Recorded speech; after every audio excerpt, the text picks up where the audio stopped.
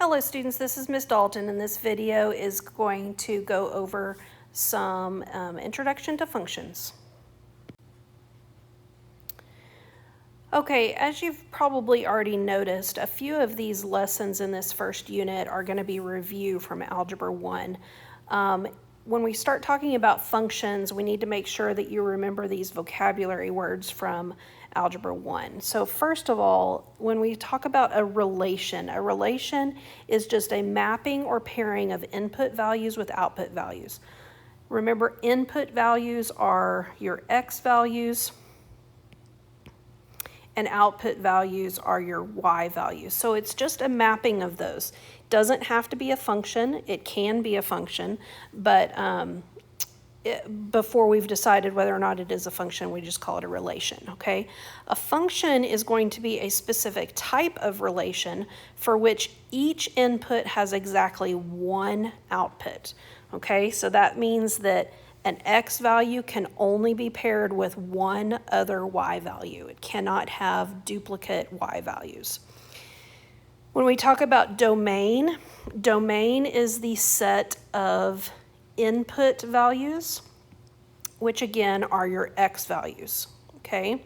So domain goes with your x values. Range, on the other hand, is the set of output values, so that's going to be your y values, okay? You can remember this acronym right here, which is DIXROY. What that stands for is D is domain. That should match up with your input values and your x coordinates. And then range, ROY, range is your output, which is your y coordinates. Okay, how do you know if a relation is a function? So I mentioned earlier, the definition of a function is that every x value can only have one y value, okay? So if we're looking at a list of ordered pairs or a mapping, you're looking for the x values to see if they repeat. If they repeat, then it is not a function. When we're looking at a graph, we're going to look at that vertical line test, which I'm going to show you in just a second. What that means is that if you draw a vertical line on the graph, if you ever hit more than one point, then it is not a function. So let's look at some examples of this. All right, let's consider this relation, which is a group of ordered pairs. It's the ordered pairs -2, -3, -1, 1, 1, 3, 2, -2, and 3, 1. So first of all, it's asking us what is the domain. So for domain, again, you need to think of your x values. So I'm going to go through these ordered pairs and just highlight all of my x values.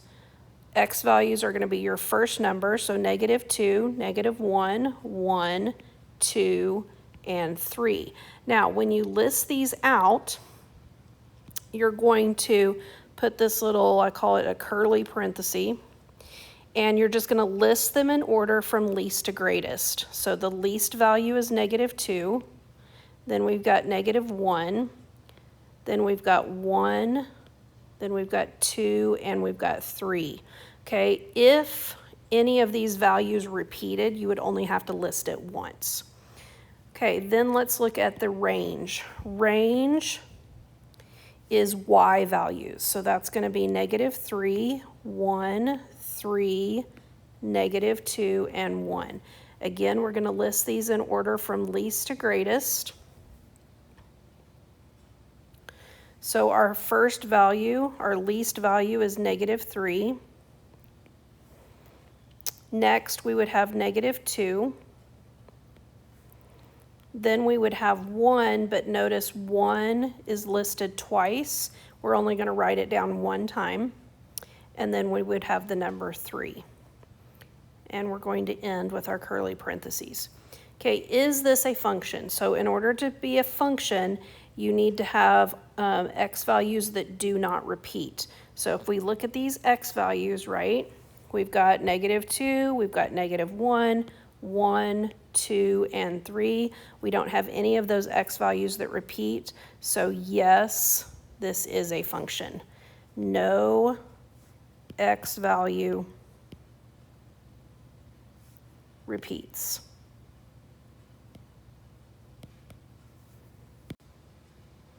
Okay, now we're going to look at a mapping diagram. So if you remember some mapping diagrams from your earlier math studies, the circle on the left represents your x values, and then the circle on the right represents your y values.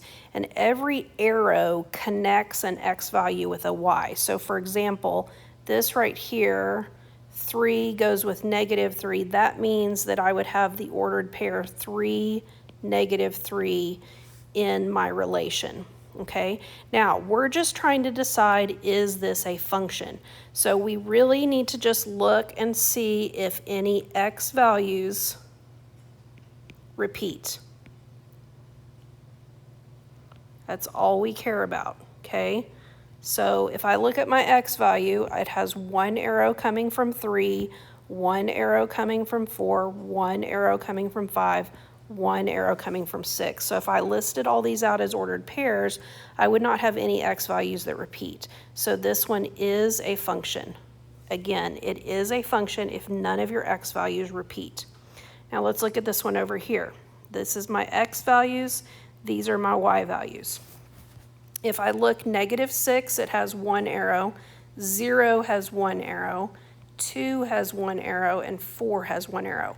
So none of those x values repeat, but sometimes people get confused when they see these 2 arrows coming to 4 and they'll say that's not a function. But we don't care about the y values. All we care about are the x values. The x values cannot repeat, and so this one is a function. All right, last but not least, I told you earlier that when we're determining whether or not something is a function, if we're looking at a graph, we need to use what's called the vertical line test. So I want you to look at these 3 graphs right here, right? If I look at this first graph, when I draw my dotted line, anywhere on that graph, it's only going to hit one point. It hits one point there, hits one point here, hits one point here, right? Right here. Here, here. It's not hitting any more than one point. And so this one is a function. If you look at the second graph, when I draw a vertical line, it hits 2 points. It hits a point here and it hits a point there. So this is not a function.